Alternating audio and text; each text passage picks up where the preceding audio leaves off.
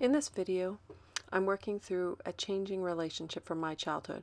I worked on this project for about 6 months off and on, and I call it Susan and Me. Susan is not her real name. Now I'll be showing you this over the next 4 videos where I'm going to talk about the 4 different stages of awakening according to Dr. Roberto Assagioli. One thing to keep in mind as you watch the next 4 videos is that when you are using creativity or art as a form of therapy, to allow yourself to go through the process and not be concerned about what the final image or product is going to look like. When I began this image, I had a vision or a sensation whenever I would think of this person, Susan. Now there would be a black background and 2 tall gray lines on each side and shorter lines across the middle in between these 2 tall lines. Now I have no idea what the final image is going to be, but this is where my project began.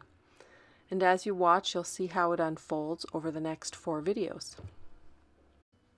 Let's dive in. The first phase of a spiritual awakening, according to Roberto Assagioli, is the crisis before the spiritual awakening.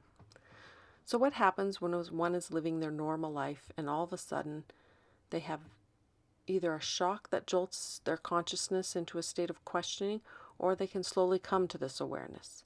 A shock could look like a death in the family, or an illness, or too many disappointments. It's just something that jolts them and can make them start questioning their worldview and the way they've been living.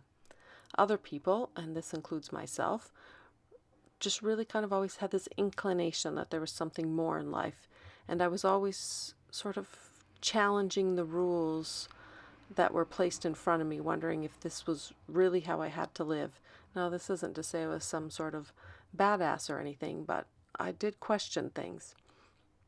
So once you realize that there's something more and you start questioning your worldview, you may begin to isolate yourself. The world can seem intense. You start to distance yourself from all the normal things you used to do. Daily responsibilities seem monotonous and you're wondering why you live this way.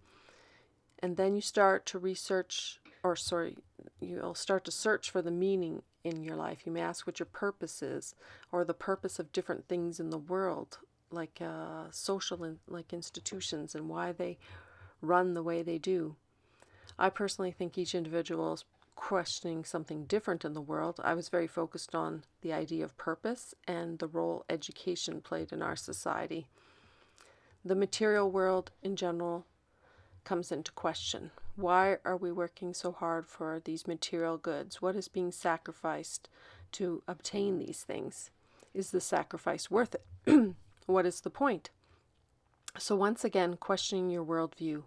One of my big questions was how I could go through the K-12 education system and attain a university degree and still not know who I was, what my purpose was, what was my role in this world.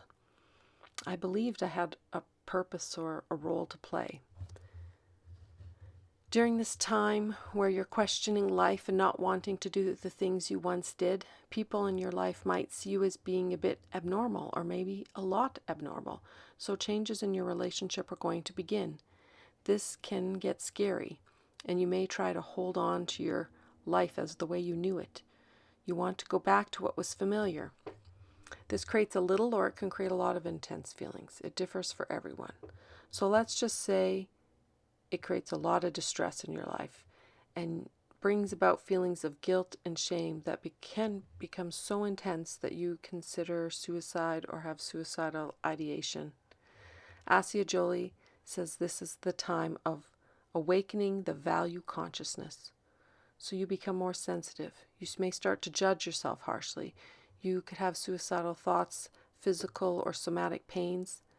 Another thing you may do is throw yourself into activities. You may start to try new things and join a bunch of groups and ponder the idea that you're in the wrong career or want to change your whole life. And as you move through these new experiences, meeting new people and trying new things, you may be able to kind of subdue all the feelings you were experiencing. But they're working behind the surface. Assagioli says it continues to ferment in the depths of their being. Some can say in Some can stay in this phase for a while. I did for about 10 years, trying to manage my roller coaster of emotions with therapy and not being able to move forward. Things started twisting for me like wringing water out of a towel. I felt like the towel. During the pandemic especially.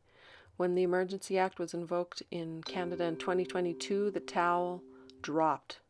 Is that a good metaphor? I was thrown into my awakening again. I experienced my shock.